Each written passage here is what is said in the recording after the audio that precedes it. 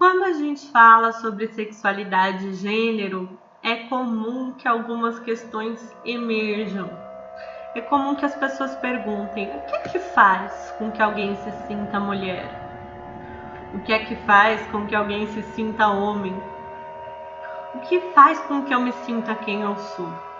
A gente sabe que o mundo não tem uma resposta única para essas perguntas, não tem um modelo explicativo que a gente possa usar, que a gente possa generalizar. No campo das identidades, os caminhos são muito singulares. E no campo dos desejos também. O que faz com que eu sinta atração por alguém? O que faz com que eu sinta prazer com alguém? O que faz com que eu ame alguém? Nós não temos fórmulas, receitas, explicações generalizantes, respostas únicas. Mas se tem uma coisa que é muito importante a gente se atentar é quando as pessoas demonstram incômodo, como se o fato de alguém se sentir homem, alguém se sentir mulher, fosse algo errado. Ou alguém desejar homens, alguém desejar mulheres, alguém amar homens, alguém amar mulheres. O que a gente busca é que as pessoas possam viver de acordo com quem são, possam viver de acordo com o que sentem, vejam nesses sentimentos e nessas formas de ser expressões de si, que são saudáveis, que são legítimas, que são do campo dos direitos. E aí que a gente se pergunte: o que é que faz com que alguém despreze, rejeite, inferiorize, discrimine e agrida alguém?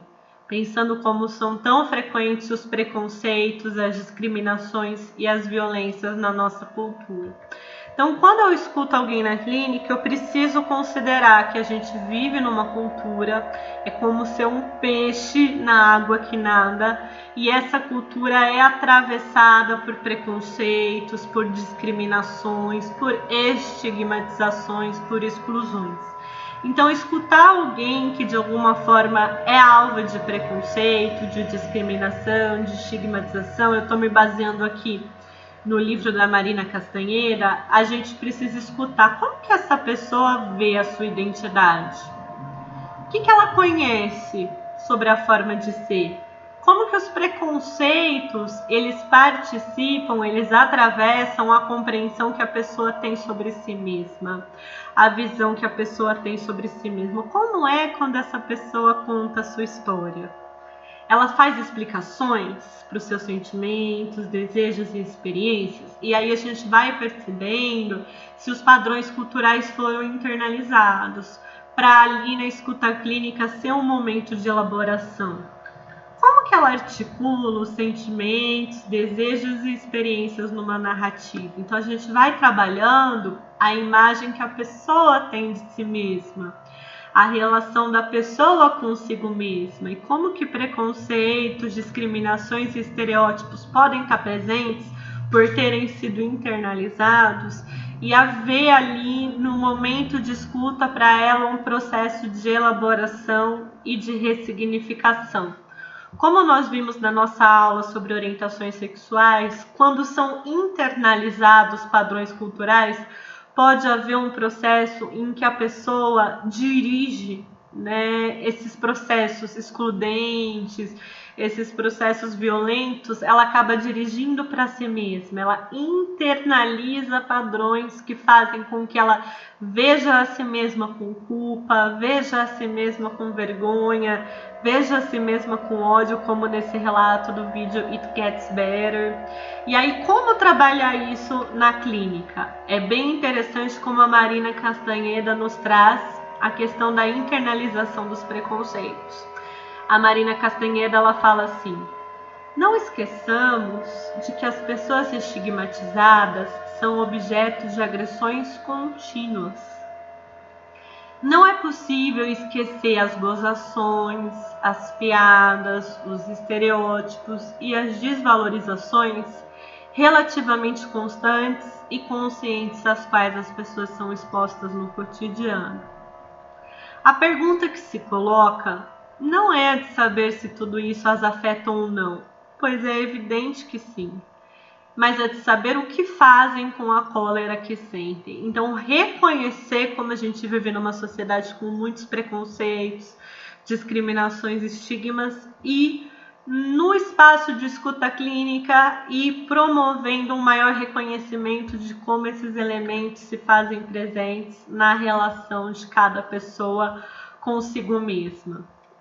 O fato para uma pessoa de rejeitar sistematicamente seus próprios desejos ou sentimentos acabará com o tempo afetando as suas relações com outros e com ela mesma, sua vida sexual e até mesmo a sua saúde física.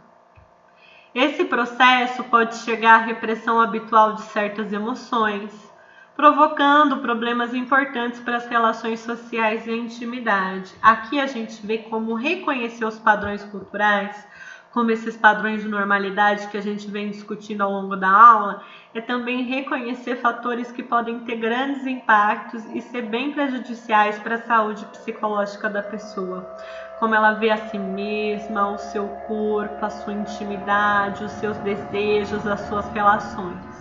Então é importante que a gente reconheça o impacto que esses padrões podem ter para que possam ser ouvidos e trabalhados esses efeitos. Como que é o trabalho na clínica? Aqui a Castanheda vai trazer algumas recomendações. Ela diz assim: examinará a imagem que esse paciente tem de si mesmo e a que ele mostra aos outros, e o ajudará a tomar consciência dos preconceitos interiorizados. Como que esses preconceitos foram interiorizados? Como que esses preconceitos interiorizados se fazem presentes? Irá levá-lo a entender como aprendeu a negar ou a esconder seus desejos e seus sentimentos, por razões legítimas, mas a um custo elevado. Ver esse processo em que desejos e sentimentos foram negados, foram escondidos, como que pode haver uma relação de reconhecimento e de cuidado com esses desejos e sentimentos. Tentará desenvolver no paciente uma forma de comunicação mais pessoal e íntima, explorando as suas expectativas e suas resistências sobre as experiências e relações que deseja viver. Então, trazer a questão da comunicação, da valorização das diferenças e do desejo. O que mais que a Castanheda traz de recomendações para a clínica? O objetivo em uma tal terapia não será de separar o paciente da sua diferença, mas ao contrário, ajudá-lo a integrar essa diferença em uma identidade completa e não mais fragmentada, em que a pessoa fica tentando anular dimensões em si, fica tentando corrigir dimensões em si como se fossem desviantes e depreciativas, fica tentando esconder dimensões em si. Não, uma visão em que essa diferença seja valorizada enquanto diferença e integrada à visão que a pessoa tem de si mesma. Em uma palavra, trata-se de construir uma nova imagem de si, que inclui a diferença que antes era vista como marca, como estigmatizada.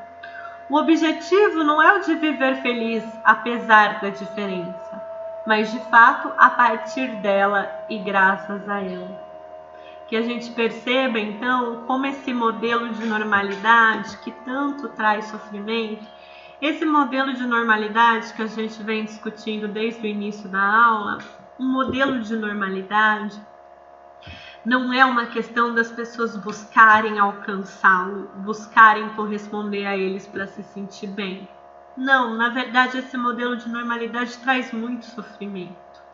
É muito importante no campo da sexualidade do gênero que a gente reconheça a presença desses preconceitos, das discriminações, dos estigmas, como que esses preconceitos, discriminações e estigmas são internalizados, olhando de forma crítica toda essa transmissão de que haveria um modelo único, uma forma única de ser.